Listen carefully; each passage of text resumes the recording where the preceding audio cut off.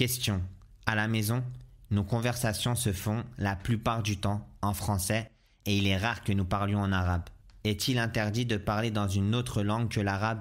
Réponse du savant Mohammed Ali Ferkos, hafidhahullah ta'ala, louange à Allah, maître des mondes, et paix et salut sur celui qu'Allah a envoyé comme miséricorde pour le monde entier, ainsi que sur sa famille, ses compagnons et ses frères jusqu'au jour de la résurrection.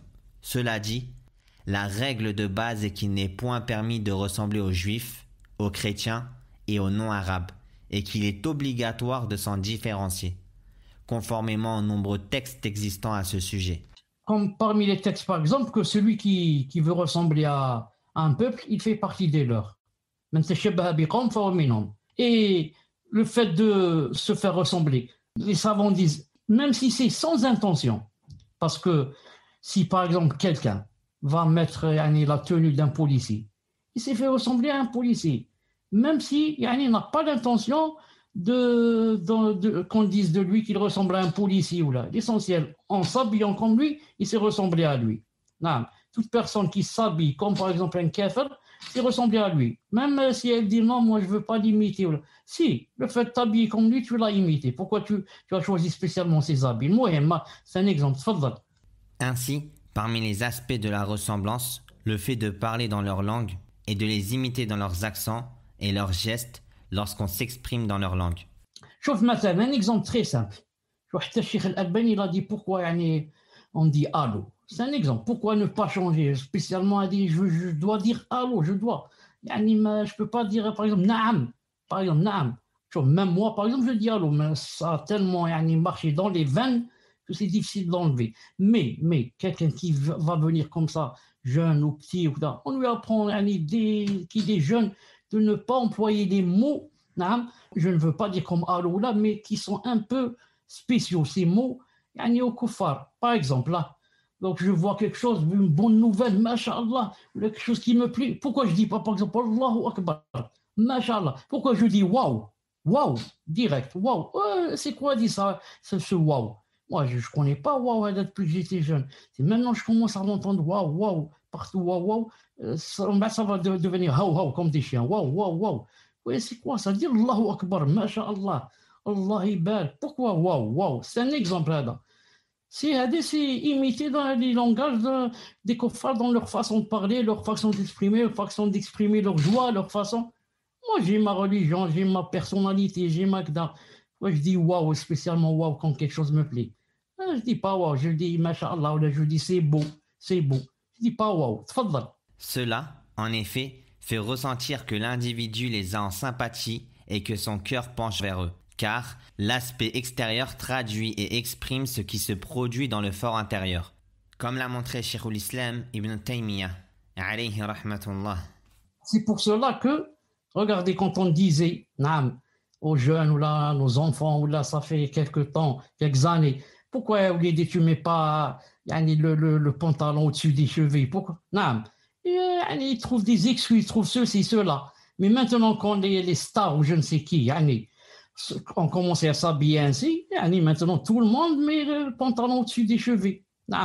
Si tu lui dis voilà comment il faut faire pour les cheveux, là, il te dit non. Mais maintenant que tout le monde fait les coupes, ils suivent aveuglément. Ça veut dire quoi? Ça veut dire que leur cœur penche vers cela. Ils voient Messi faire une coupe de cheveux, tout le monde la même coupe. Ah voilà, ça m'a rappelé. Chouf la lihya, la barbe. Dis, chouf à ton fils de me laisser la barbe, là, il n'accepte pas. Mais que maintenant, Messi a la barbe, alors tout le monde maintenant des jeunes avec la barbe.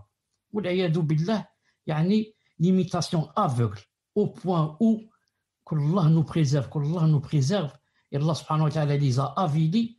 Maintenant, celui qui a un pantalon déchiré, c'est lui qui suit la mode, c'est lui qui est masha'Allah. Celui qui a un beau pantalon et propre, et pas déchiré du tout, celui-là c'est un miskin. Celui-là c'est quelqu'un d'arriéré, femme qui ne suit pas la mode.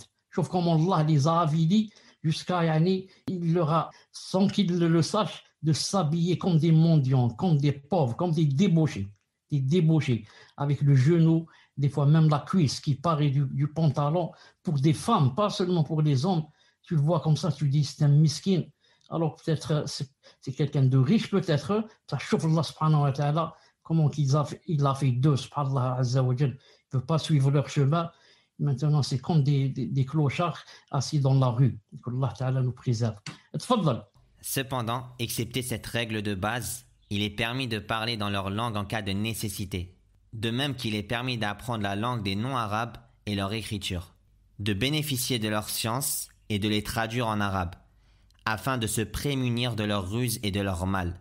Car le prophète sallallahu alayhi wa sallam a dit à Zayd ibn Thabit, radiyallahu anhu, « Apprends l'écriture des Juifs, car je ne leur fais point confiance concernant notre livre. » Voilà, donc, c'est permis d'apprendre, naam, pour un but, yani, masha'Allah, comme par exemple, pour bénéficier de leurs sciences, ensuite les traduire en arabe, naam, et aussi de se prémunir de leurs ruses et de leur mal. Si moi, par exemple, je ne connais pas la langue des autres gens, donc ils vont parler dans leur langue, écrire dans leur langue, beaucoup de choses contre moi et je ne vais pas savoir. Maintenant, si je sais, par exemple, je donne un exemple. Par exemple, si je connais bien l'allemand, et deux Allemands s'assoient à côté de moi et ils commencent à dire des choses de moi, je comprends. Je dis, voilà, ils veulent me faire ceci, cela, ils veulent me voler, ils veulent me tuer, ils veulent ceci. Mais si je ne connais pas, hein, ils peuvent dire ce qu'ils veulent et ils vont atteindre leur stratagème. Donc le prophète a dit à Zayd ibn Thabit, il lui a dit, apprends l'écriture des Juifs, car je leur fais point confiance concernant notre livre. Cela dit, il y a lieu, ici, de faire remarquer que l'apprentissage de la langue des non-arabes est tributaire de la raison, al-illa, indiquée précédemment.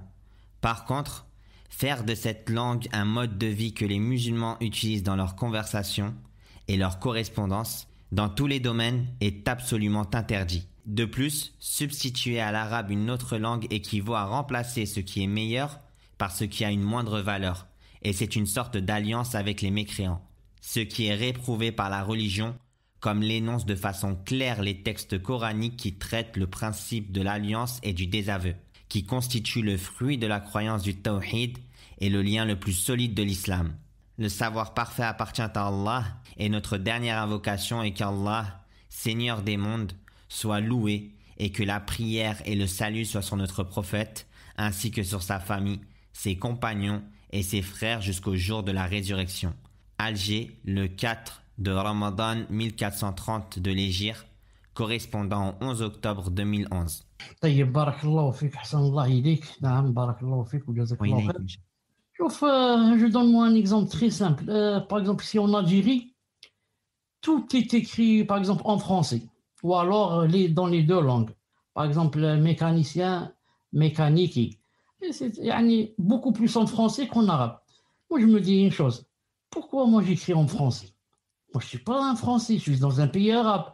Est-ce que lui, en France, ils écrivent en arabe? C'est peut-être dans des quartiers arabes, c'est tout, là. Un français, il n'écrit jamais cela. Non. Est-ce qu'un Français, par exemple, il dit salam alaikum ou là, il ne dit pas? Non. Donc, pourquoi moi aussi je ne fais pas comme lui? Pourquoi moi je vais pencher vers lui jusqu'à le suivre dans sa religion? Ça commence comme ça. Imiter dans la façon de parler, imiter dans l'écriture, imiter dans la façon de s'habiller, ensuite dans le mode de vie, ensuite dire que ça c'est mieux que l'islam. Non. Ceux-là, c'est un peuple qui sont mieux que les musulmans et comme ça. Petit à petit, Allah subhanahu wa ta'ala nous préserve.